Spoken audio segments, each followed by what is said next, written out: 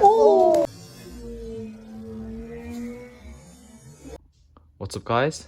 Today I'll be showing a move that's almost useless in CFOP solving, but not quite, because there are a couple of nice applications, and even Max Park has done this in 2022, in fact.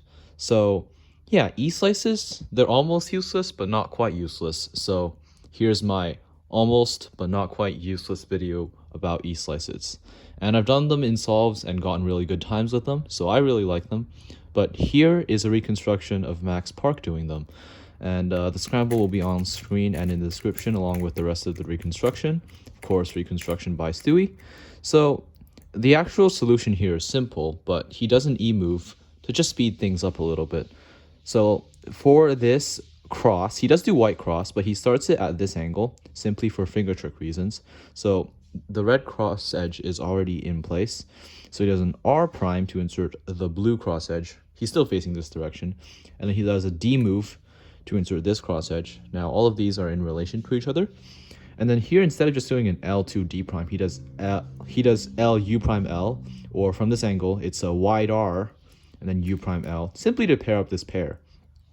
And what he does next is not just a wide U prime U into inserting the pair like that, but he cancels it by just doing an E move like that and then inserting. So yeah, if Max Park does it, then it's good, right? That's what people tend to say. Like, remember back in like 2020 or like 2019, if Felix did something, people would go like, oh yeah, Felix does it, it's good, right? Well, Max Park does E slices in cross, so it's good, right? Also Timon does it too, but he is definitely more fancy than Max Park. Now that is a really nice application of E slices in during cross. I'd say it's certainly a very useful method, because otherwise you would have to do more moves, and it does save a little bit of time to just do an E slice right there. And of course the finger trick, before I move on, you would have to do it from home grip with your middle finger like that, and you would have to hold onto one of the sides of the cube like this. And it does take a little bit of work, but it's not like incredibly hard. And especially for these cases where the finger tricks are really simple, they're just like U moves because you do it not from home grip. Let me show you what I mean. So this F2L pair that I got in solve,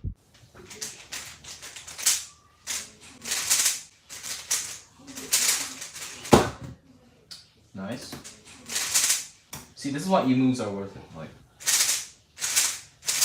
I did R prime E2 R U R prime E2 R.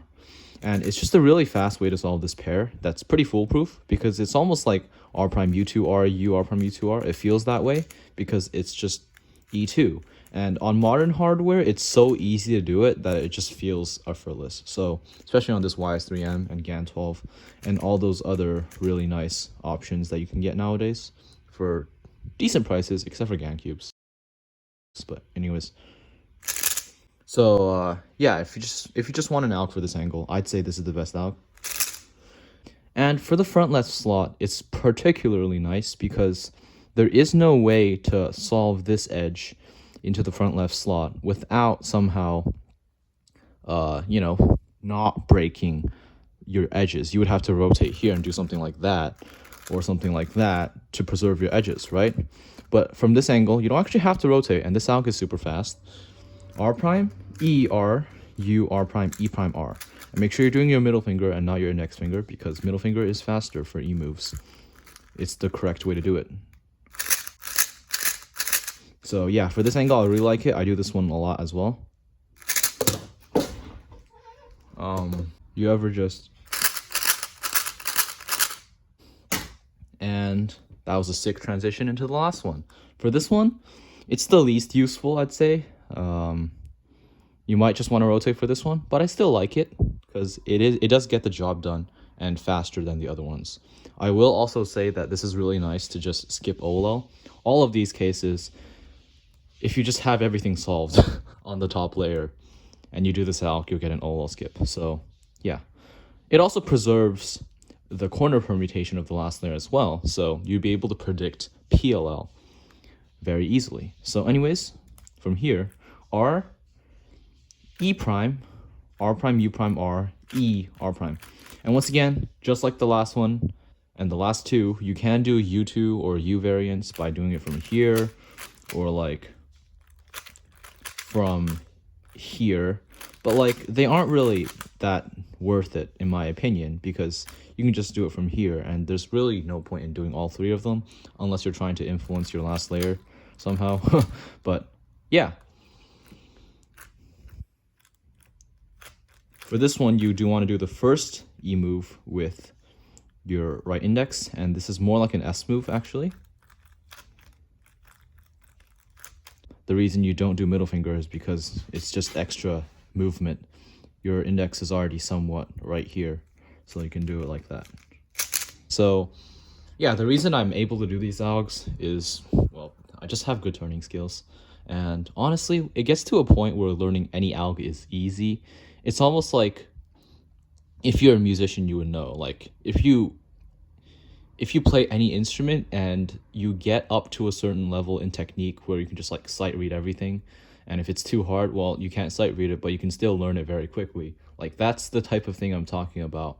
Same thing works for cubing. You can kind of like sight read algs and then get them into your muscle memory really quickly if you've mastered all aspects of turning style, which I kind of have, and a lot of other people have too. So yeah, if you ever have trouble learning algs, just know that one day, if you work hard enough, you will have mastered the technique of 3x3 turning, in which case you'd be able to do pretty much everything. So yeah, I don't actually practice these algs that much. I'm just able to do them because they aren't necessarily that hard. So yeah, that's why I really like these algs. But yeah, all of these algs, they're not necessarily the most common cases. You definitely won't be getting them every single solve. And they are just there to help you when you're kind of in a hard situation. And of course, don't forget that you can always use E moves during cross, exemplified by Max Park's 4.38 single. Thanks for watching, guys.